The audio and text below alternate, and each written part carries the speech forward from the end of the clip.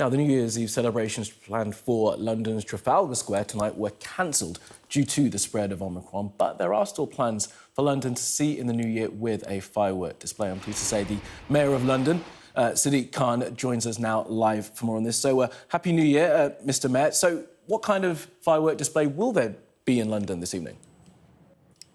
Well, it's great to join you. I've been listening to and seeing the celebrations in Sydney, in Bali, New Zealand. They're OK. But the best fireworks, the best display, the best show, a live spectacular show is going to be on TV tonight, approaching midnight. The safest way to watch them is on TV. And what you'll be seeing in the show tonight is a live spectacular broadcast showing the defining moments of 2021 and showcasing some of the best things to come next year. And I'd encourage everyone to enjoy New Year's in a sensible and cautious way. And the best way to do so is by watching the London show on TV. Yeah, and it's a live show, isn't it, Mr. Mayor? I don't want to give away too much because I want it to be a surprise. There'll be a live performance.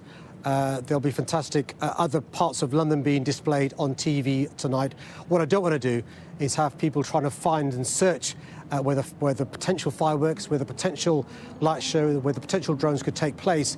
The best way, the only way you can really enjoy it and to do it full justice is by watching it on TV. But it'll be 13 minutes. It'll be, in my view, the best one we've ever had. Great music, showcasing some of the creative wonders of our city. And it's really important that people enjoy New Year's Eve in a cautious and sensible way.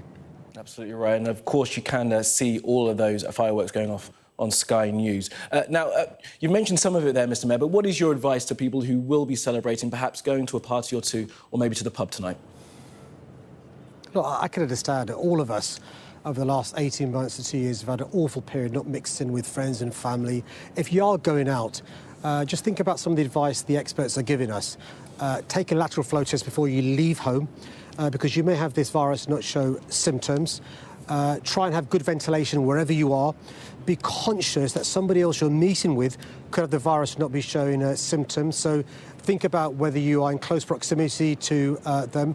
Wear a face mask when you're using public transport, when you can't keep your social distance. Afterwards, do another lateral flow test because you may have caught the virus at the party or celebrations you're going to. If you are feeling unwell at all, err on the side of caution and self-isolate. What nobody wants to do is be passing the virus on to people you care about. OK, Mr. Mayor, thank you very much for that. Of course, people will try and be cautious as long as they can get hold of a test, because, of course, there is that issue with getting hold of rapid testing. But, Mr. Mayor, while we have you, I must ask you about the record numbers of murders of young teenagers in London, the 30th person killed yesterday. First of all, your response to those really tragic numbers that we're seeing? Well, first of all, it could well be that one of the two children, and they are children, who've lost their lives, their family could be watching this. They will know. I've already passed on my thoughts and prayers to them. We've got to think about these families and the communities who are traumatised as a consequence of these teenager homicides. We have seen far too many teenager homicides. It's no consolation to these families or the communities when they discover that we are actually seeing pre-pandemic a reduction in youth violence, a reduction in knife crime, a reduction in knife crime involving young people. The problem is, even though there are fewer young people being stabbed, even though there are fewer young people going to hospital with these injuries, we have a large number who are losing their lives. The ferocity of some of these stabbings, the ferociousness of some of these attacks is what causes me concern. And that's why we're going to continue to support our police by investing record sums to the police to suppress violence at its source, but also invest in these communities. I'm not in any way excusing criminality, but we do know there are deep, complex causes: deprivation, poverty, alienation, a lack of opportunity. That's why, notwithstanding the huge cuts over the last 7 years from central government, we're going to continue to invest in young people, giving them constructive things to do in education, in culture, in sports, to make sure we divert young people away from criminal gangs and criminality into constructive, lawful, safe things. Absolutely right. Mr. Mayor, with all due respect, though, there has been a lot of money invested in this, hasn't there, in the past few years? We've had the London Crime Prevention Fund, we've had some 70 million put into community projects, some 12.5 billion or 15 billion, actually, million by some counts in the violence reduction unit. So there's lots of money going into this, but it doesn't seem to be making a difference because we've had a record number of people killed this year. Well, all the investment you've mentioned is investment coming from City Hall.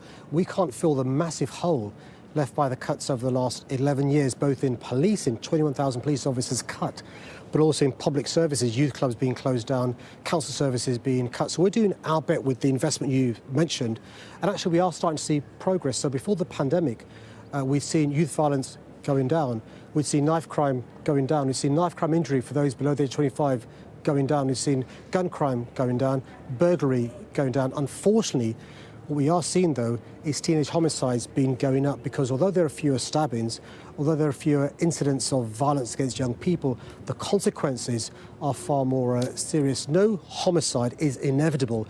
The best way to reduce violence is to stop it occurring in the first place. That's why, notwithstanding continued austerity from central government, we from City Hall will continue to invest in communities and we will never write off any young person. Absolutely right. OK, Mayor Sadiq Khan, I do appreciate your time. Thank you for that. I wish you a happy New Year, and I hope that you do watch the fireworks display later on TV, and why not try Sky News.